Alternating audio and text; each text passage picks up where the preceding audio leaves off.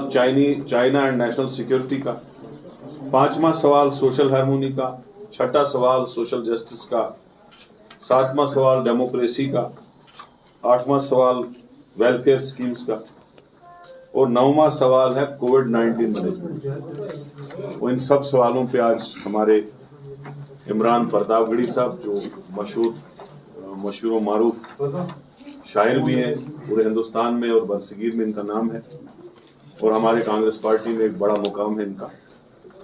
प्रतापगढ़ी साहब से मैं गुजारिश करता हूं कि इन सवालों पे अपनी प्रेस कॉन्फ्रेंस की शुरुआत करें। Thank you. शुक्रिया हमारे पीसीसी प्रेसिडेंट साहब। सबसे पहले तो इस शहर में आपका शहर है और इस शहर में मैं आपका खैर मकदम करता हूं और बड़ी तादाद में आने के लिए आपका शुक्रिया अदा करता हूं। मेरे हाथ में एक बुकलेट है और ये बुकलेट है मौजूदा सरकार के 9 साल पूरे हो रहे हैं और इस पर कांग्रेस पार्टी पूरे मुल्क के 35 शहरों में प्रेस कॉन्फ्रेंस कर रही है और हमारा सवाल है कि 9 साल 9 सवाल। हम मौजूदा सरकार से जो अपनी कामयाबी का ढिंढोरा पीटती रहती है, हम उससे कुछ बुनियादी सवाल पूछ रहे हैं जो इन 9 सालों में हमने देखा है, हमारी पार्टी ने देखा है। पहला सवाल है अर्थव्यवस्था का, इकोनॉमी का, जिसमें हम सरकार से पूछ रहे हैं कि ऐसा क्यों है कि देश में महंगाई और बेरोजगारी आसमान छू रही है। हम मुसलसल सड़क से सदन तक, संसद तक महंगाई पर और बेरोजगारी पर हुकूमत से सवाल करते रहे हैं।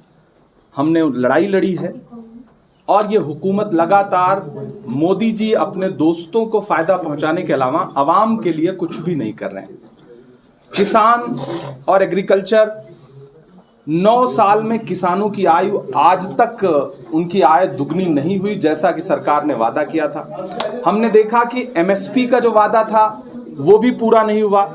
दिल्ली के करीब, सिंघू बॉर्डर के करीब बैठ करके 700 किसानों ने शहादत दी, अपनी कुर्बानी दी अपनी, तब जाकर के जो कृषि कानून था, जो काला कानून था, उसको हुकूमत को वापस लेना पड़ा। हम उस पर सवाल पूछ रहे हैं। और एक बहुत बड़ा सवाल है करप्शन का। ये सरकार अपना चेहरा चमकाती है और ये कहती है कि नहीं, ना खाऊंगा ना खाने दूंगा का नारा लगाने वाली सरकार किस तरह से अपने दोस्तों को फायदा पहुंचा रही है कि अडानी को फायदा पहुंचाने के लिए एलआईसी और एसबीआई में जमा आवाम की गाढ़ी कमाई का जो पैसा है वो दांव पर लगाया गया।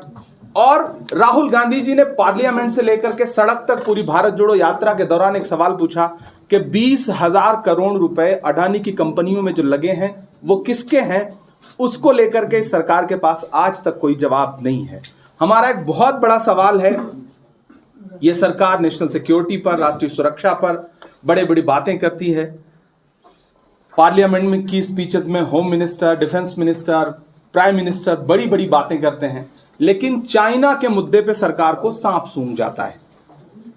लाल आंख दिखाने की बात करने वाली हुकूमत 2020 में चाइना को क्लीन चिट दे देती है, जबकि चाइना आज भी हमारी जमीन को कब्जा करके बैठा हुआ है। उस पे हमने पार्लियामेंट में मुसलसल सवाल पूछे, लेकिन सरकार भागती रही और पार्लियामेंट को एडजर्न करती रही, चर्चा से भागती रही। एक बड़ा सवाल है सामाजिक सद्भाव का। आप सब ने देखा हालिया दिनों में कर्नाटक का इलेक्शन हो या उससे पहले के इलेक्शन हो, प्रधानमंत्री, गृह मंत्री, भारतीय जनता पार्टी के राष्ट्रीय अध्यक्ष जेपी नड्डा जी, इन सब के भाषण उठा करके देखेंगे तो प्राइम मिनिस्टर का जो मेयार है उस मेयार से बहुत नीचे उतर के उन्होंने मौजूदा वक्त में बातें की। होम मिनिस्टर ने कहा कि अगर कांग्रेस कर्नाटक में जीती तो दंगे होंगे, जबकि उसी वक्त मणिपुर जल रहा था जहां पे भाजपा की सरकार है। तो ये इलेक्शनों के दौरान जिस तरह से ये सामाजिक सद्भाव को नुकसान पहुंचाते हैं, यकजहती को नुकसान पहुंचाते हैं, हम उनसे इस पर भी सवाल पूछ रहे हैं। हम उनसे सवाल पूछ रहे हैं कि सोशल जस्टिस का क्या हुआ। महिलाएं, दलित, एससी, एसटी, ओबीसी और माइनॉरिटीज के साथ ये सरकार उनके खिलाफ हो रहे हर जुल्म पर चुप है। सबसे बड़ी बात कि बेटियां जिन्होंने ओलंपिक लाया है इस देश के लिए, मेडल लाया, ओलंपिक मेडल लाया है, वो तकरीबन 1 महीने से प्रधानमंत्री के घर के पास पार्लियामेंट से महज 800 मीटर की दूरी पर बैठ करके भारतीय जनता पार्टी के एक एमपी के खिलाफ लगातार बात कर रही हैं। सुप्रीम कोर्ट के दखल के बाद उसके खिलाफ पास्को में एफआईआर दर्ज होता है, लेकिन आज तक उसकी अरेस्टिंग नहीं होती। बेटियां मुसलसल सरकार से पूछ रही हैं कि आपका बेटी बचाओ बेटी पढ़ाओ का नारा कहां चला गया। हमारी आंखों ने यह भी देखा कि किस तरह से 15 अगस्त को लाल किले की दीवार से प्राइम मिनिस्टर ने महिला सुरक्षा पे बड़ी बड़ी बातें की और उसके महज 1.5 घंटे बाद गुजरात में बिल्किस बानो के जो बलात्कारी थे उनको सरकारी शह पर रिहा किया गया, उन्हें माला पहनाई गई। भारतीय जनता पार्टी के नेताओं ने उनका इस्तकबाल किया।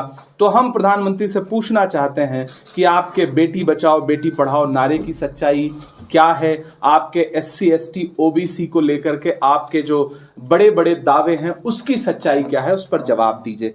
हमारा एक बहुत बड़ा सवाल है कि जो लोकतांत्रिक संस्थाएं हैं उनको लेकर के किस तरह से ये हुकूमत अपोजिशन के नेताओं को कुचलने की कोशिश कर रही है। ED CBI के जरिए विपक्ष के सारे लीडर्स को दबाया जा रहा है, उनकी आवाज को दबाने की कोशिश की जा रही है।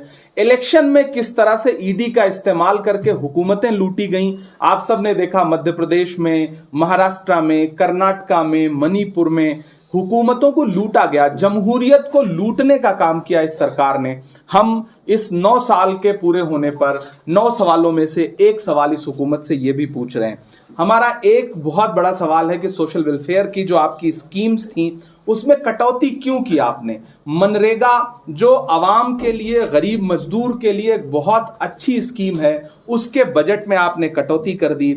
आदिवासी और गरीब और ज़रूरतमंद के सपनों को आप कुचल रहे हैं। और आखिरी सवाल हमारा जो बहुत अहम है वो है कि कोरोना मिसमैनेजमेंट में जहां 40 लाख लोग मारे गए इस मुल्क में सरकार के मिसमैनेजमेंट की वजह से, वहां पर आपने लोगों को, आपने देखा होगा, तस्वीरें देखी होंगी कि लाखों लाख लोग पलायन करने को मजबूर हुए, सड़कों पर पैदल हजारों हजार किलोमीटर चले, लेकिन हुकूमत के कान पर जूं नहीं रेंगी। ये हुकूमत सिर्फ थाली और ताली बजवाती रही, ये हुकूमत सिर्फ इवेंट करती रही, लोग मरते रहे, सेंट्रल विस्टा बनता रहा, आवाम मरती रही। ये हमारे 9 सवाल हैं जो हम इस हुकूमत से पूछ रहे हैं उनके 9 साल पूरे होने पर।